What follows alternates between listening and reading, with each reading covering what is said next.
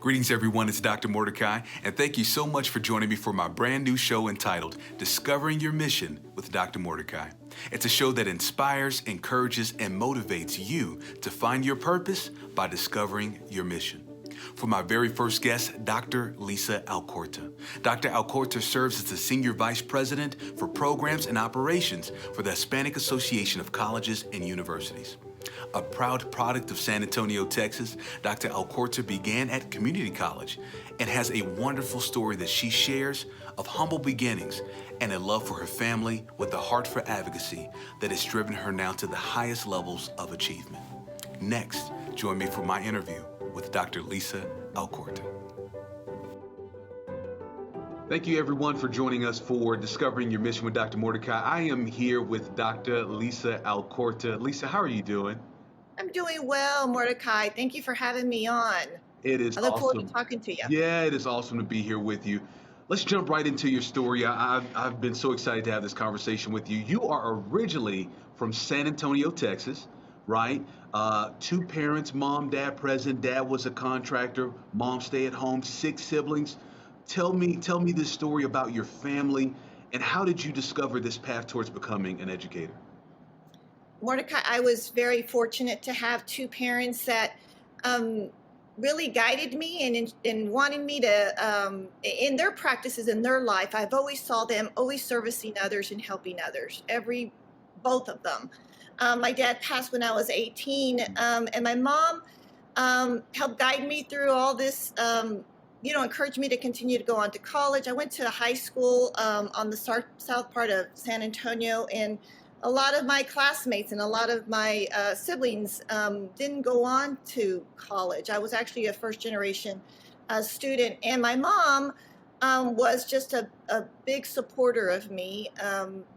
She insisted I went and continued on to get my bachelor's degree. Actually, I went to a community college first, started at a community college. I really didn't think Mordecai was cut out for higher ed, but through her persistence and her support, I was able to do that.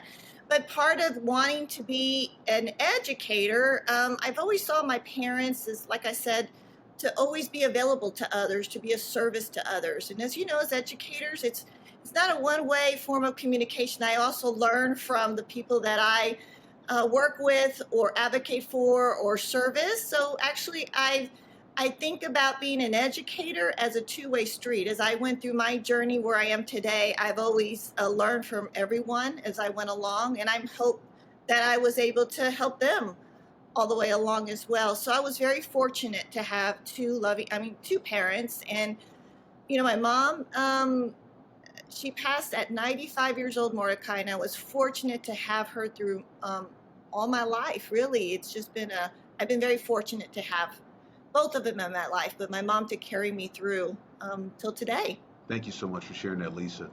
As we go through life, there's these various drivers, there's these elements, these factors deep within ourselves that continue to drive us to push forward towards the next mark. What is that internal driver for you? Because you've had an amazing career thus far. I'm sure you're far from done. But what has been that internal driver to keep you going? What started me on this journey, and I started as a social worker, Mordecai. I'm not sure if you knew that, but my first career was actually in social work. So I did protective services, mental health, counseling, and working in the community 10 years prior to joining higher ed. But in that time, I knew in those circumstances that education was important for individuals to move forward, not only for themselves, but for their family. So in my previous experience as being that work, I just knew that was critical, and it helped me move forward. And I think the motivating factor was sometimes you have to have a personal motivation. Personally, I'm going to share that was my family, my mom, and then my son. My son has been a big motivator for me to continue on to get my Ph.D. It was my son and my family. But not only in that, I think as you want to serve the community, there's a place for me. There was a place for me that I knew I needed to be part of helping others move forward to where they want to go.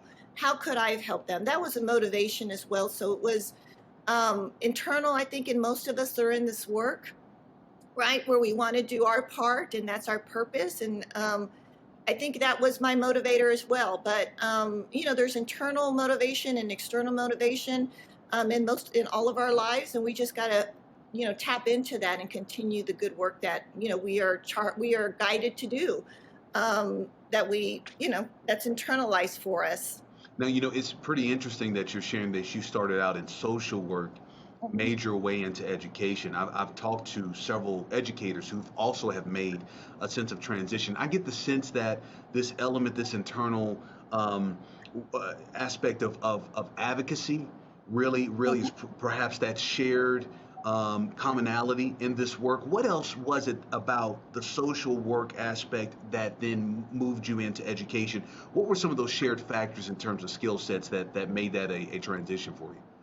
Well, like I said, Mordecai, we always are educators. I know in the field when I was, I worked with young children. I was also doing home health and at some point a hospice. So I worked with a broad sense of individuals. But what was important is not only did I meet the individual, I met their family. And I met their friends, and I got to know who they were as a person. And you start to get those personal connections. And when you get those personal connections, you want to be able to be a part of not only their lives, but to help them move forward or just to get them through whatever that circumstance was. I think what we just went through the pandemic, for me, I think I've learned that having a connection with people got us through some of the hard times. We just experienced that. But I was fortunate through my career to transition from my social work, career to higher education or education and higher ed, because I also did work in K through 12. But for me, I think that was important for me to build relationships, learn from them, because I grew from that. I grew from those experiences with them. And that's who makes us, it humanizes the work that we do. That's why it's just so important. I think we need to, personally, I'm reflecting on all the wonderful relationships I've had through the years, and I've been very fortunate and blessed because of that.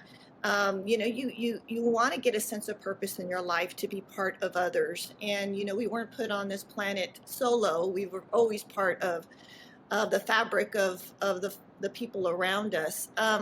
So I just think that the work that I did back in, and it was about 10 years, Mordecai, I did that work. It really, it made to the point that it's important for us to value each other, and then to really take a personal, to really make it personal when you make those connections with individuals. And I think that's what I continue to do. I continue want to do that work today. And it's not work, it's actually the love of life. That's why we do the things we do. Absolutely. And here, I don't want to get ahead of the questions here, but the show's called Discovering Your Mission. And so it's imperative that as we tell these various stories and we look into our histories and what has gotten us to this point, to understand what all goes into the development of that mission of who we say that we are and what it is that we do. But we'll come back to that. You're amazing. You're a senior vice president of programs operations for the Hispanic Association of Colleges and Universities.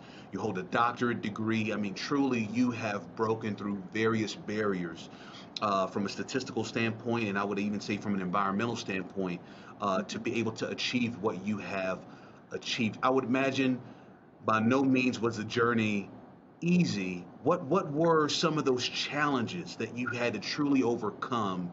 Someone that's watching this right now and they're saying, wow, she's been able to attain that level of excellence, but there was a journey along the way. What was some of the things you had to overcome, some lessons that you can share?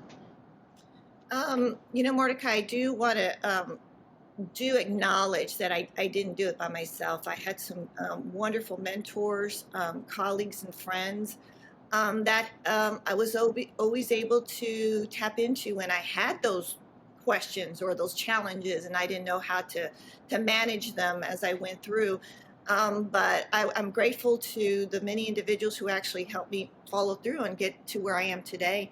Some of the challenges I've experienced was, you know, wondering if I was cut out for this kind of work, going through, when as I said earlier, I'm not sure if I was cut out for continuing my college education. And from there, I was able to, and both of us and many of us were able to move forward and get into a higher level of education, as we both have our doctorates today. But throughout that journey, I think it was persistence. It was hard. Some of those times, Mordecai, was working two jobs, if not, full time and a part time, just to, cover my expenses for college. It was a hard, challenging work, but it sometimes it's survival. You just get into mode of surviving, and I had to work, and then I went to school or college. So I had to survive to work, and thankfully I had the support of my family. And again, like I said, my mom, but we weren't a wealthy family. I still had to work and support myself to get through that. And, some of the challenges were having to balance surviving and paying your bills, right, in your early 20s, getting through that. As I move forward through my education, I end up, it's very difficult, especially when you get into a job and you kind of wonder if you learned everything you needed to do, and then this is the place that you're supposed to be. And sometimes I did question my ability. Who doesn't, right?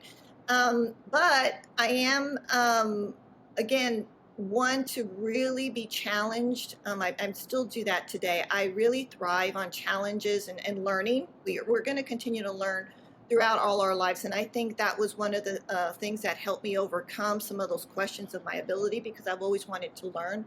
But I have learned that throughout my journey, it's always wonderful and it's always important to build those relationships with others. I've learned that through my career, as you excel and move forward, you don't have to pull other people down to move ahead. Never do you. And again, I've seen that happen, and that's about as part of a person, of having integrity and knowing that if you move ahead, you want to bring others with you. There's never a sense or for individuals to feel that you've got to do that. That is not. And I've seen that. I've been fortunate to maneuver around that and move forward around that. But internally, I wanted to ensure that what I learned then as a challenge in my experiences, that I would not do that to anyone else. So again, those are some of the challenges that I experienced. But again, like I said, Mordecai, I was very fortunate. You as a friend too, I've always touched base with you on some experiences I had, but that's the important thing of having a network of friends and family, colleagues to be able to touch base with. And I've been fortunate to have that. And if your listeners that are going to be listening to this, try to reach out to somebody who is your colleague, or but if and speaking for myself too, personally, that if you don't feel you're in a right place and you feel that that environment around you is not being supportive, or you see things that that just don't feel right to you, take the step to account for that and move forward. Really, I think I've done that throughout my career. Sometimes I've had to take a step back before I move a step forward. But, our health and our mental health, how we spend time with our family and friends are priority. And sometimes you've got to make those decisions to step out, to step back in a positive way. Sometimes that's just necessary. So I've done that. I've experienced those challenges, Mordecai, in Like I said, I've just been fortunate to have individuals to reach out to and guide me throughout the way. But and again, you just got to find your place and know who you are and your character integrity, and to stand by that. And sometimes those are hard decisions you have to make. Oh, this is all powerful, very powerful, very powerful. I'm sure someone is being helped. Many people are being helped by the words that you're sharing on today. Out of my own curiosities, just to go just a touch deeper, for those that are watching this, that are saying, "Hey, I am at a point in my personal career where I'm starting to feel this need for transition," and I'm delving back into just some of the wisdom you just shared.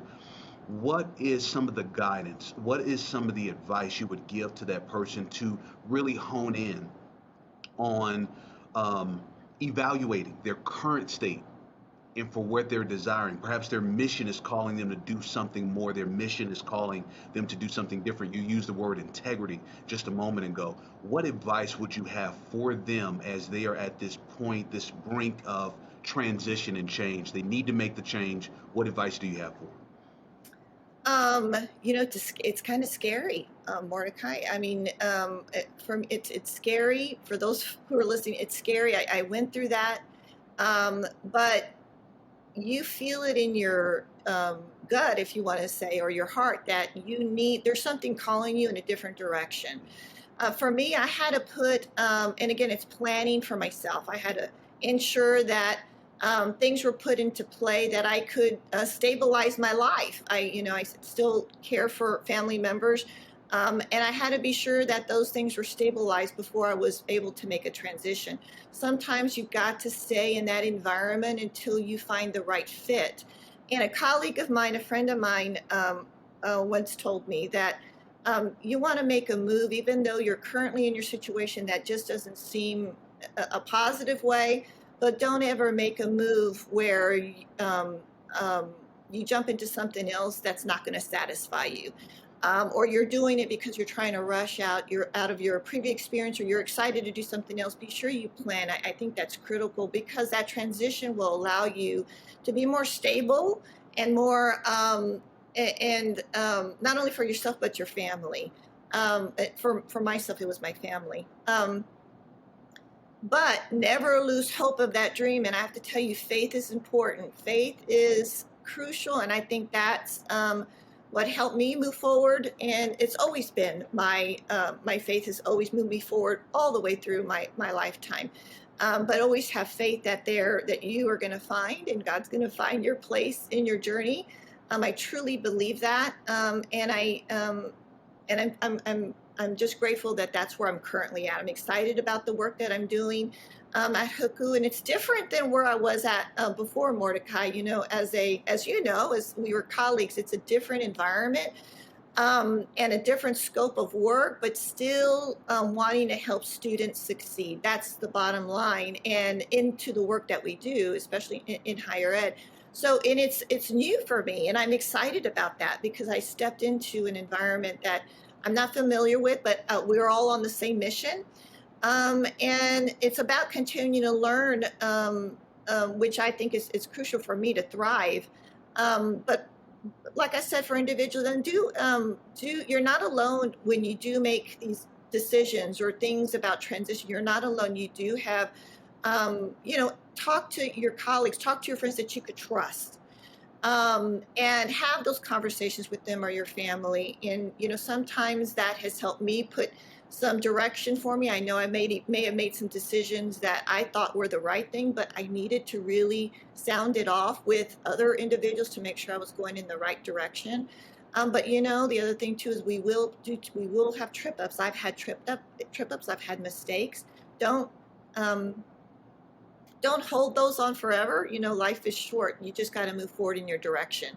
But life has some wonderful things that pop into our journey, Mordecai. And so, again, just reach out to others, have faith, plan, really plan, and be reflective. What is it that you want to do, and what's going to make you feel that you're satisfied? challenged and all the things that you want to seek in your career, in your life, now's the time, especially after the major losses we've experienced. I think now, for me, Mordecai, I'm going to be honest, I think it's kind of pivoted where I want it to be today from the experiences that we just had. So I think be open to that. What life has put us on our journey today may not be what you think you were wanting to be 10 years ago or 5 years ago. My trajectory has changed a little bit in a different direction. So you have to be open to that. Let's talk about that new direction that you're in. Again, you are now serving as the Senior Vice President of Programs Operations for Hispanic Association of Colleges and Universities, HACU. Tell us about your new role. I'm excited about it. Many are excited about you in this role. So tell us what all you're going to be doing to advance the work of HACU. And Mordecai, it's working with colleges and universities, industry partners. We even work with school districts and our legislative arm. And it is a broader network of really trying to advocate for our Hispanic serving institutions to really help serve students, Hispanic students, Latinx students, to help them succeed in higher education.